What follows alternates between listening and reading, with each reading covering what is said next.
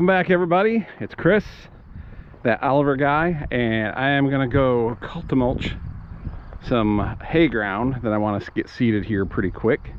Well, it's obvious that the 1650 is going to be my weapon of choice for cultimulching, and with the flotation tires it makes a great choice. It'll be nice for leveling the seed bed out. It leaves a nice firm seed bed, which alfalfa likes. Oh, some history on the 1650 here. This is factory, just like Herman.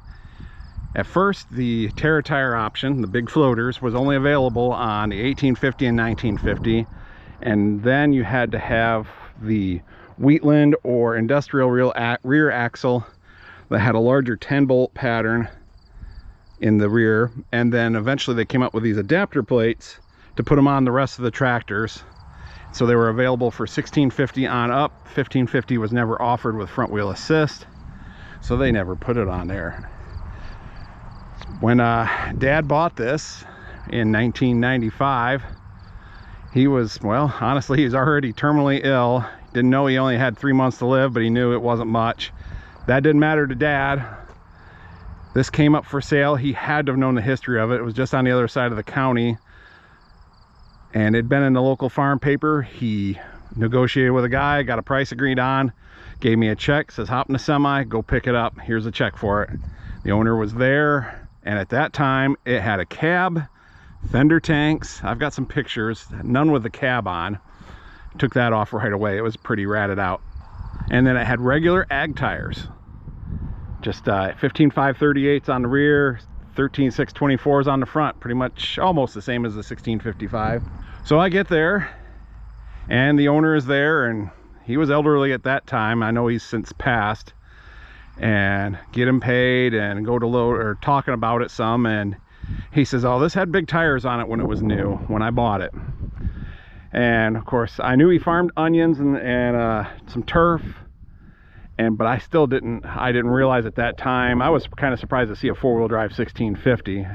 We're talking 30 years ago, and I've learned a lot since then. So my first thought was, okay, he's growing onions. When he means big wheels, he's talking like they put tall, narrow ones on to get down through the rows, which produce farmers will do. And he said, well, I was having trouble with axles on it. He eventually took the Terra tires off from this, and he had an Alice Chalmers 220 front wheel assist, which is a very rare tractor in and of itself. And so he just told me, he says, I took them off from this tractor and put them on one of my other tractors, is all he told me.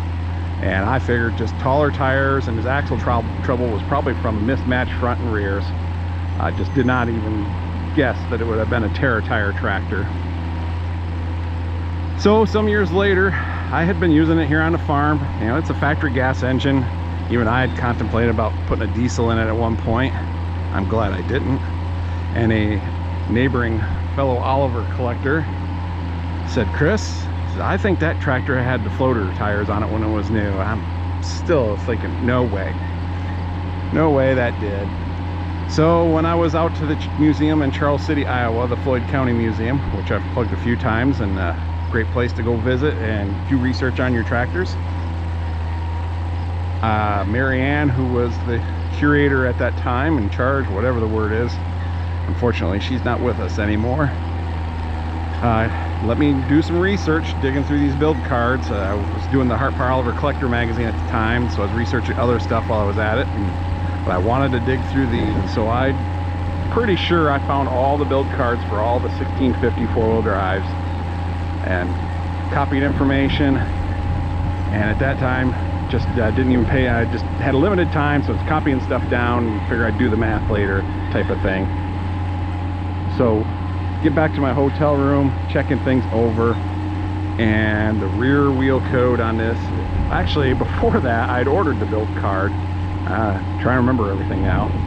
And the order happened. I ordered the build card before I went to the museum, and it came in, and the rear code was G80, which is the Terra tires, and I think it's L or K36 in the front. Don't hold me to that one. But I was just flabbergasted. It definitely was a Terra tire tractor when it was new, and so I wanted to see how many of them were actually built that way. So we jump ahead to where I was just talking about, doing research, and get a copy of all those build cards, do my checking later on, and this was the only one with that G80 code on the rear and the right code on the front that ever left the factory with the Terra tire option. There was only like 85 1650 Olivers made with front wheel assist to start with, and for whatever reason this was the only one. He wanted the flotation. They farmed a lot of muck ground growing onions and turf, so you can see why he wanted to do it. The guy that actually drove it a lot, I ran into him at a show that had Herman at, and which reminded him of this tractor. We got talking and he says, I was the one that drove that most of the time. I said, what did he do with this? Because I'm thinking, you can't get down between the rows with these big wide tires. Hopefully the wind ain't bothering things too much. And he said they pulled a pan scraper with it, and he would build up drives in and out of the muck fields for the trucks to get in and out. And that was pretty much this tractor's job. And I would say it was 3-point hitch mounted, because the 3-point hitch had a fair amount of wear. It's kind of a semi-mounted pan scraper. But he said that's what he did with it. And so I was thrilled to meet him. I got a picture of him on Herman. At least should have brought him back up here to the farm and got a picture of him on the tractor. He got to drive all those years.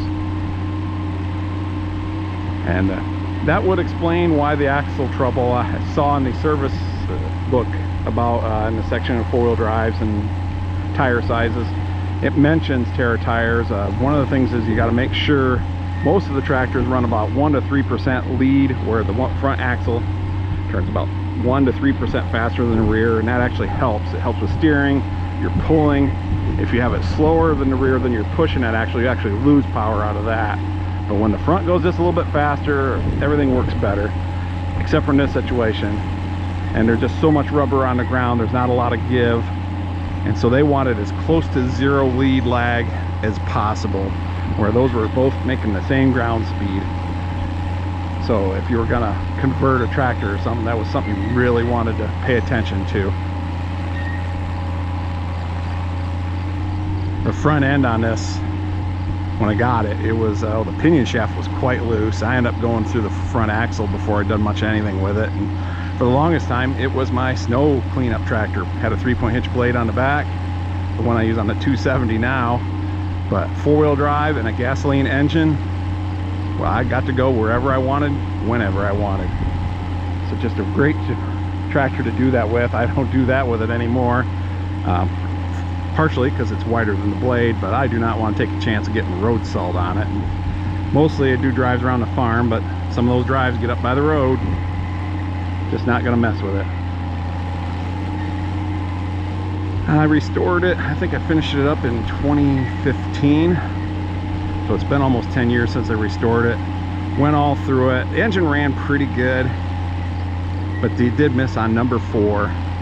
Some of this stuff is probably redundant. If you watched my tour video, go over some of this, but a lot of new viewers since then, so I know there's going to be people asking some of these questions. And just got lucky on this tractor as far as, you know, for years I ran it and didn't even know what I really had as far as the tire combo goes, and the fact it was a 1 of 1. But so totally overhauled the engine. Ended up number 4 rod was bent, and you could see that the sleeve and piston had been replaced on it. They didn't have as much wear, so my guess is they got water on top of a piston. Someone tried pull starting it, bent a rod, ended up replacing that hole. Maybe they burnt something up, I don't know. Maybe they dropped a valve. But one way or another, they replaced that hole and kept the bent rod, which lowered the compression on that hole. And so I'm glad I did tear into the motor. I thought, well, I'm not really going to use it that much once it's restored.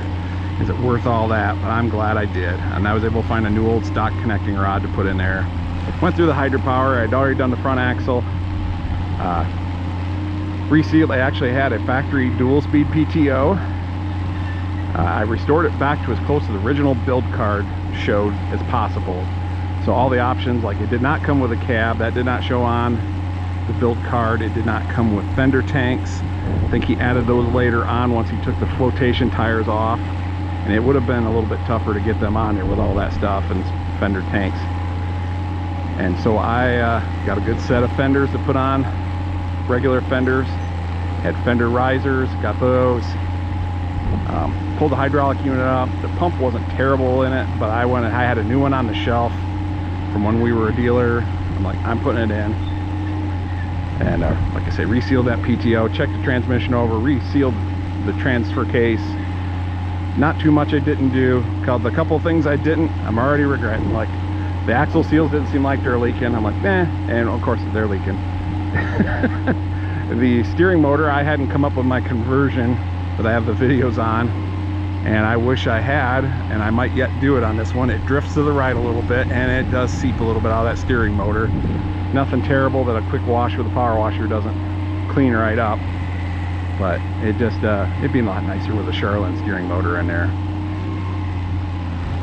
So let's see, other than that, yeah, like I say, had a different set of fronts on it. Got real lucky. Was talking with a friend about these tires and how much they were, and decided to do a quick search on eBay, and here's this set that had been on a Kubota tractor. And even with all the parades I've drove it to and stuff, you can tell they're still like new. So they went on here. Some of you might say, oh, you should have put them on Herman, but this tractor is all restored. I think it deserved the new tires. And I've got one good new tire for the rear. If I find a match, I might switch out these rears. These are like 12 ply, I think. What are they? They're 10 ply, but either way, they can actually be flat and still won't go flat because they're stiff enough. So going down the road, she's a little bumpity.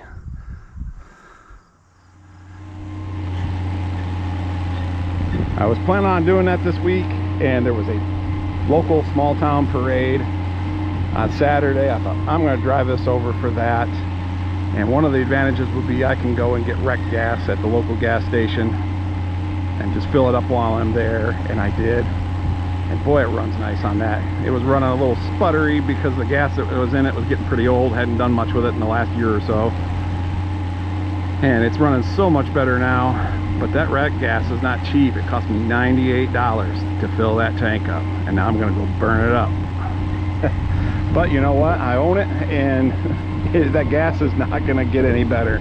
It's just gonna go downhill from here. Not as fast as regular ethanol gas, but still, I might as well get some use out of it, and it'll be good for her to run and blow the soot out. It doesn't have a lot of hours on it since it was rebuilt, but so that's the story. There's probably other things I've forgotten. I did paint it. People often ask me that when they see the paint job. I do my own painting. So far, so good.